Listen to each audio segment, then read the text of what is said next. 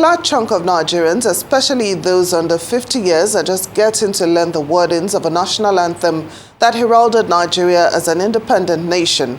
Even most of those who were born before them are being made to relearn the anthem following President Tinubu's sudden decision to swap the more conversant "Arise, O compatriots" with "Nigeria we hail thee." To a lot of young people in the country, it has been something close to a major culture shock. Lanre Issa-Onilu is Director General, National Orientation Agency. He joins us now to discuss this and how his agency will promote its adherence. Good day and welcome to Newsday. Thank you so much for joining us on the program. Yeah, thank you very much. Good evening. Well, let's start with efforts being made by the NOA to promote the new national anthem at a time when a lot of Nigerians actually feel this is not a priority. Let me start by saying that I do not have such statistics that suggest that a lot of Nigerians do not think it's a priority. I would say that, yes, there have been a few voices who believe that there are more important things to do. But I do not understand what that means exactly. As important as whatever they think we should be doing are, it doesn't mean you should abandon other important things. So all of them can go together. Building the moral character, moral rectitude of a nation is actually the most important thing. Whatever situation we have found ourselves, we cannot say we should forget about what brings us together, our own common identity. All these are very, very important to even the issue of economic development or whatever other issue that people consider important. So I would say majority understand that national anthem, national identity, the issue of values, orientation are key to whatever development we are all looking towards. So to that extent, I think this is as well important, and they all can go together. Yes, at NOA, we have our job cut out. First and foremost, we actually experience also a shock at the rate at which Nigerians are adopting the old, now new national anthem. Within 24 hours after it was signed into law, we've seen videos flying all around. Unexpectedly, older generations, people who are above 50, in their 60s, 70s, who had this as during their teenage period and grew up with it, I still have that memories, and many of them have been calling for its return. But we were expecting that this is going to be the only group that would easily adopt it. But you can see that within 24 hours, we've seen videos of children, in schools, everywhere, singing this, anthem. So I think it confirms the concerns that the government, especially President Bola Ahmed Tinubu, had about the fact that this one resonates better, with our reality as a country than what we were using before. Because this is an emotional issue, and this connects more with that, than what we had before. So we immediately mobilized all our local government staff. We call them COMOs, Community Orientation and Mobilization Officers. We mobilized them and we gave them up to Monday, June the 3rd, to commit this to art, since they are going to be the lead, officials to ensure that Nigerians adopt this at the grassroots. And so following the feedback we had from them over the 4 or 5 days that they were at work, we realized that there were different versions of this out there, and that's necessitated the action we took yesterday when we had to formally, issued or actually released the correct version in terms of the wordings, the lyrics. Just to lighten the mood, sir, you seem to be quite the spring chicken yourself, and not falling within the category of individuals who would have sang this colonial national anthem during their heyday. Do you know the lyrics to the new national anthem? And of course, I'm sure you don't want to sing on national TV. And I'm asking that because you seem to be an individual who falls within the bracket closer to the youth than those of who are enjoying a, colonial revival. So, knowing that Nigeria right now currently... Yeah, go ahead. Yeah, well, I can say that because these lyrics actually speak to our reality, it is easy for anybody, whether you were part of it the first time it came in the 60s, up to 1978, or you are just seeing it for the first time. It speaks directly to our reality, so it is easy to connect with.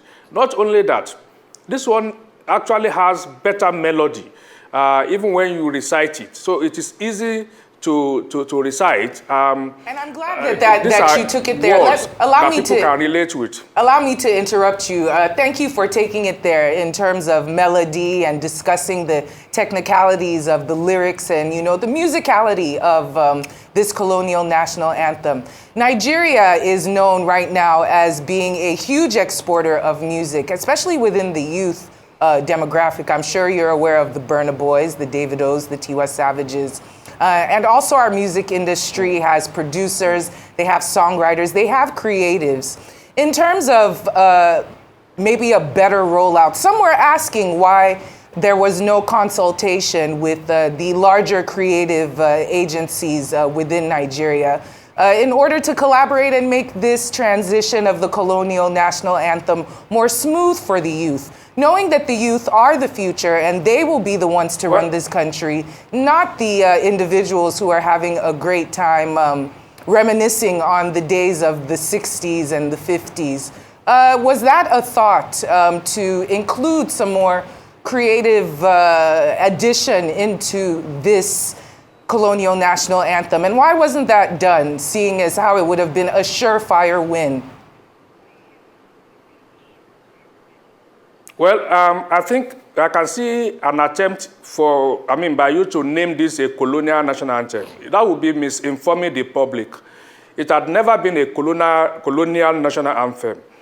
Even in the 1959, when this came up, the panels were Nigerians, not colonialists, as you might want to put it. They called for entries from across the world, and that is the practice. That's what you see from country to country. They invited people from across the world to make entries. And they had over 3,000 entries, out of which they consider... You needed to have done that research, as a news media house. So it is actually a misinformation to call it a colonial. The colonialists had nothing to do with it. All the members of the panel were Nigerians. And this is the kind of research you needed to have done. And so they called for entries in 1959. Over 3,000 entries were submitted.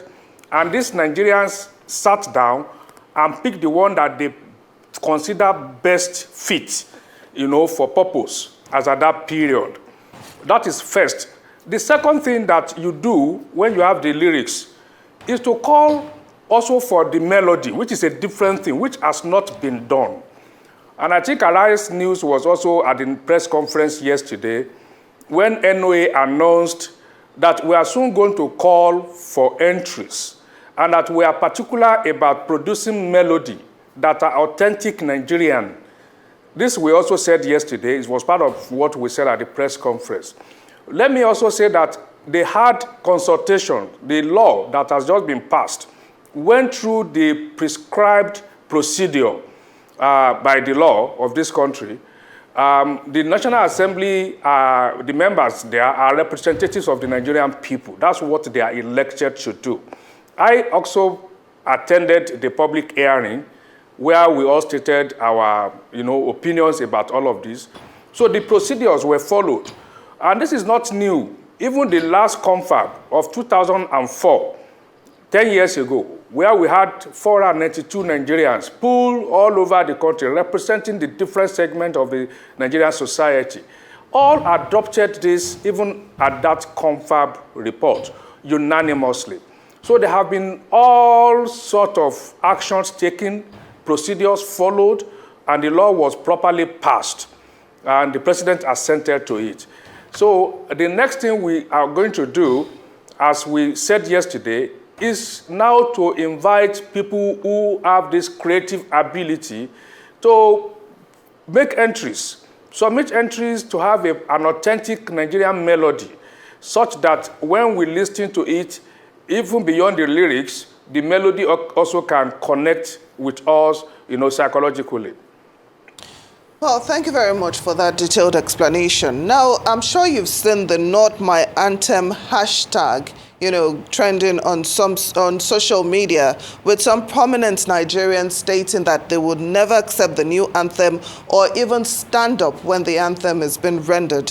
What advice do you have for such Nigerians?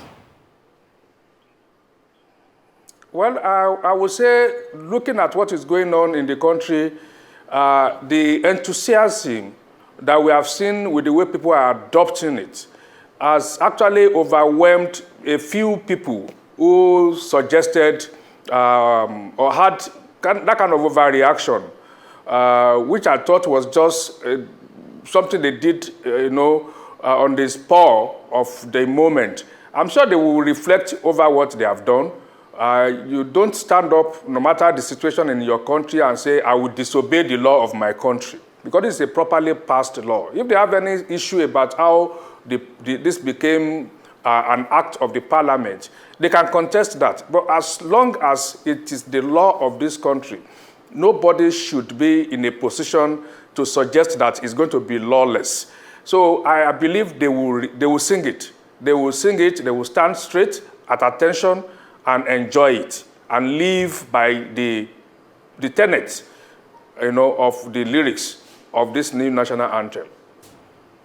Okay, just to respond to some of the research that you expected me to do before I got here, and which I did do, so now I'm going to let you know that it was actually written by Lillian Jean William, who is not a Nigerian, the colonial national anthem. But I do want to move on from that and ask about some you can critics. Still continue to, hold on please, you can continue to call it colonial national anthem. I told you it was an open contest to anybody in the world. And this is not going to be the only country where a foreigner made the best entry. We do have races across the world.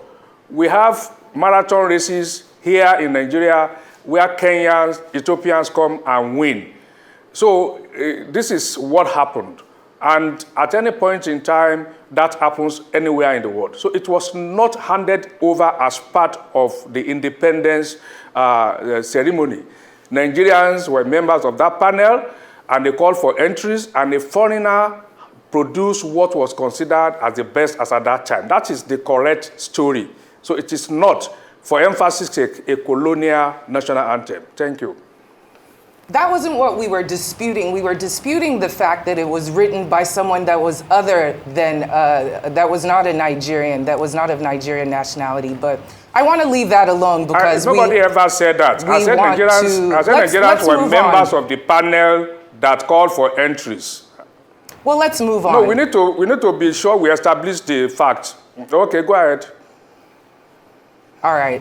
So concerning the backlash with the new national anthem, even though you are saying that you have not heard much, that many people have acquiesced to this national anthem, some are saying it's a distraction tactic by the administration of the day from some of the harsher realities that we have on ground.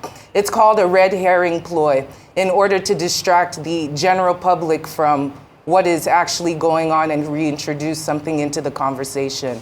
What do you say to individuals who have that theory in mind?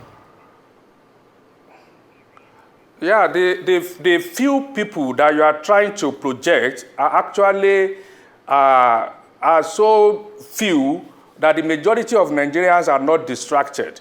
They are focusing on the reforms that are ongoing, and they understand the meaning of reforms. And they know that when a country is undergoing reforms that are very necessary, there will be some pains, and there will be sacrifices to be made. And they also know that the issue of moral rectitude is part of reform. So Nigerians generally, we have seen a lot of enthusiasm. I will repeat that. We've seen this anthem produced in different versions with songs in different languages. Children singing it. I was in Uyo on Monday morning. I attended the International Christian Center International School with over 1,000 students. I had the morning devotion with them. We sang this. They were happy. I had school children at the Uyo airport. We sang this together. They were happy. So in any country in the world, there will be few defiant. But I understand they don't want to be called lawless people. So they would also join the wagon as we move along. Director General, National Orientation Agency, Mr. Lanre Issa-Onilu, thank you so much for joining us on Newsday.